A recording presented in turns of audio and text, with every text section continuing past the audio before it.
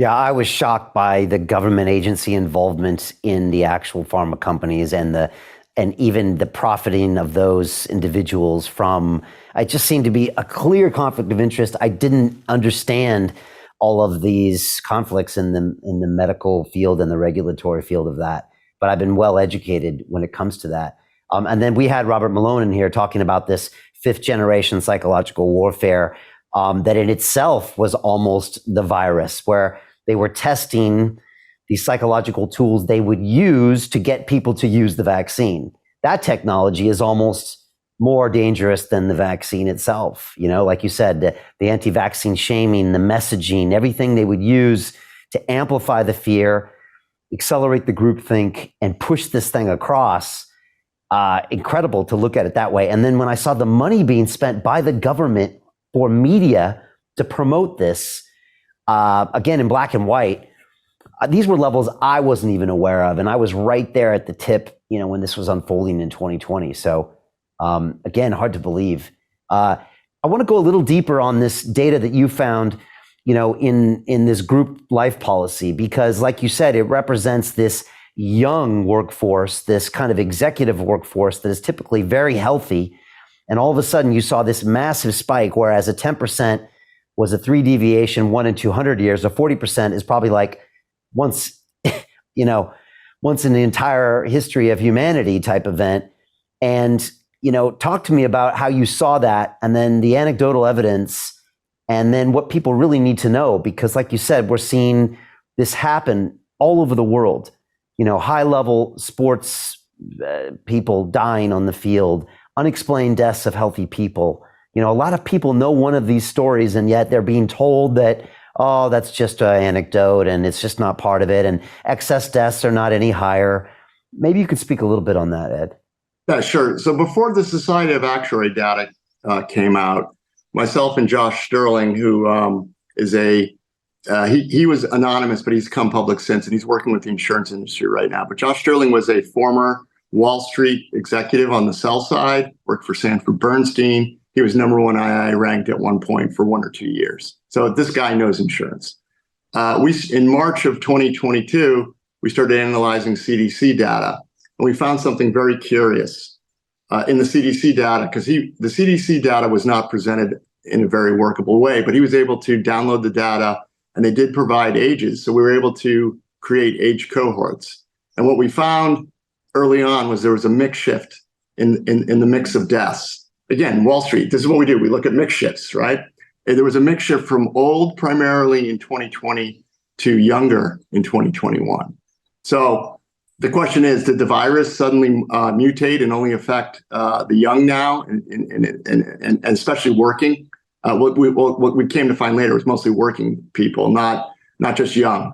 And we've found in the CDC data there was an event in the millennial cohort, ages 25 through 44, where their excess death, in 2020 it went up, then it came back down in 2021 a little bit. It was running still high at 30%.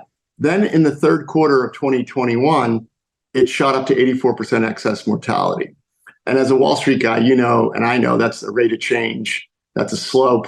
There was an event, and obviously the event was mandates. Look, if you're a millennial, we were told in 2020 this affected mostly old people with comorbidities. So if you're a working age person and they're telling you to get the vax, you're like, I'm healthy, I don't need it. So you're late. You tend to be lazy. Well, we suspect what happened with the millennials is they then had a choice: keep their job, get the vax, or quit. And that's what caused that spike in that age group. And it was a very fast rise. And the naysayers at the time told me, Ed, it's suicides. It's drug overdoses. It's missed cancer screening appointments. Let's go through each one. Because of the event, the slope, the rate of change, the going from 30 to 84% in 1 quarter, I can't buy the fact that and then later, by the way, so the Society of Actuaries later confirmed our numbers. So we had our numbers, and a separate group showed the same event in their cohort, 84% rise in excess mortality into the third quarter. You can't tell me that this group life policy holder folks had a suicide pact. It doesn't make any sense. You can't say they all overdosed on drugs in the third quarter in the group life policy holders, because primarily to get a benefit, you need to be employed at the time. You can't be fired. And I don't know about you, but I don't know too many fentanyl and heroin users who stay employed. And it would be very curious that, a bunch of Fortune 500 and mid-sized executives decided to overdose. And then the third and most ridiculous one is the missed cancer screening appointments. I'm 56. I've never had one. And I don't suspect ages 25 through 44 are having those appointments. So all of that can be debunked. And for all three to occur simultaneously in one quarter, the odds are astronomical. So Jim Rickards has just recorded a video that's not available to anyone in the public, and he's going to be talking about how this upcoming recession is going to be fast, it's going to be bloody, it's going to be nasty. But at the same time, he's going to show you how you can position yourself to profit from all of this chaos. Now, we've made this video only available to our viewers. Go to londonreal.tv/Jim, watch that immediately. I can't say enough good things about Jim Rickards. He understands the global economic system better than any guest I've ever had on London Real. His predictions are almost uncannily true, and you can learn how to profit from his vision, from his expertise, and his understanding of economics. So go to londonreal.tv/Jim or click the link below. It's an excellent, excellent look on what's going to happen in the future and how you can position yourself to profit from that.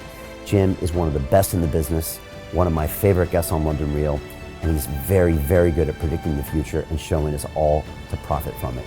So click the link, and I hope you enjoy. The greedy bankers are about to do it again. In 2008, they crashed our financial system and nearly bankrupted the entire global economy. Then they received trillions of dollars in government bailouts. And after, they demanded fat bonuses paid for by you, the taxpayer. It turns out the banks haven't just been screwing the American taxpayers, they're also screwing over their investors. Turns out the banking industry is the worst place you could put your money, despite enormous taxpayer bailouts. Now the bankers are back to take away your financial freedom. They lie and tell you that cryptocurrency isn't safe. They try to make it illegal for you to choose how to invest your hard-earned money. They lie and say cryptocurrency is used by money launderers and criminals. But look at the record. It's the banks themselves that launder hundreds of billions of dollars every year to the biggest criminal operations in the world. Leaked documents have revealed how some UK banks have helped criminals, money launderers and Russians under sanctions. American authorities discovered that the Sinaloa cartel moved $881 million through HSBC accounts as bank officials turned a blind eye to the illegality. The bankers lie and say cryptocurrency is not a real investment. Meanwhile, the smartest CEOs in the world are buying billions and billions of it. The truth is that banks lie about cryptocurrency because it makes them scared. The banks take $9 trillion per year of your hard-earned money, and they are worried that they will finally be exposed.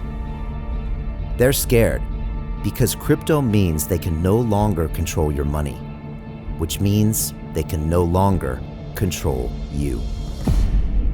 They are scared because you might actually understand your money and intelligently decide what to do with it. Now is the time for us to come together, fight back, and take control.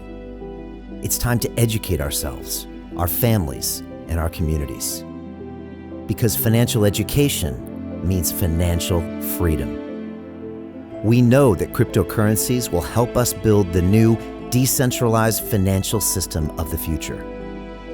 A banking system that is of the people, by the people, and for the people.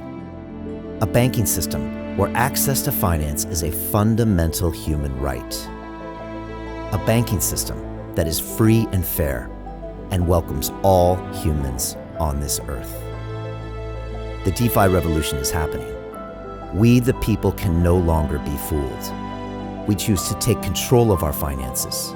We choose to take control of our freedom. We choose to take control of our future. Join us, and let's take back our financial freedom forever.